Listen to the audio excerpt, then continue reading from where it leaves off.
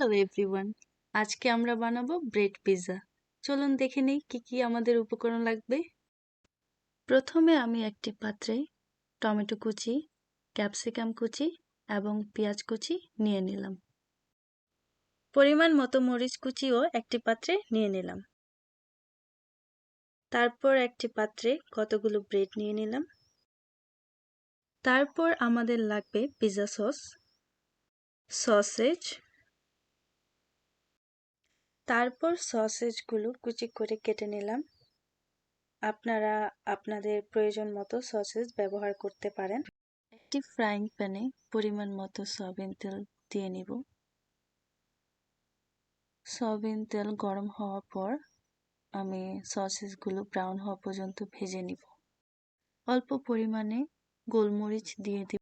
একটি পিৎজা প্লেটে পর্যাপ্ত পরিমাণে বাটার ব্রাশ করে নিব।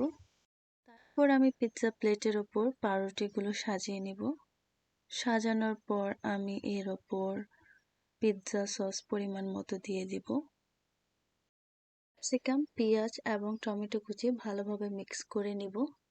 তারপর পাউরুটির ওপর পরিমাণ মতো সাজিয়ে নিব। তারপর আমি এর ওপর সসেজ দিয়ে দিচ্ছি। একইভাবে আমি এখানে পিৎজা চিজ দিয়ে দিব।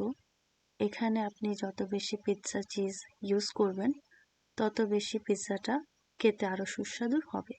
তারপর 20 মিনিটের জন্য বেকিং করতে দিতে হবে। 20 মিনিট পর রেডি হয়ে গেল আমাদের সুস্বাদু পিৎজা। এখন একটি প্লেটে সার্ভ করে নিব। আমাদের ব্রেড পিৎজা এখন রেডি হয়ে গিয়েছে। সহজে একটি ব্রেড পিৎজার রেসিপি শেয়ার করেছি। আশা করি আপনাদের ভালো লেগেছে। সামনে আরো অনেক রেসিপি নিয়ে আসব। রেসিপিগুলো দেখার জন্য সাবস্ক্রাইব এবং লাইক দিয়ে রাখেন।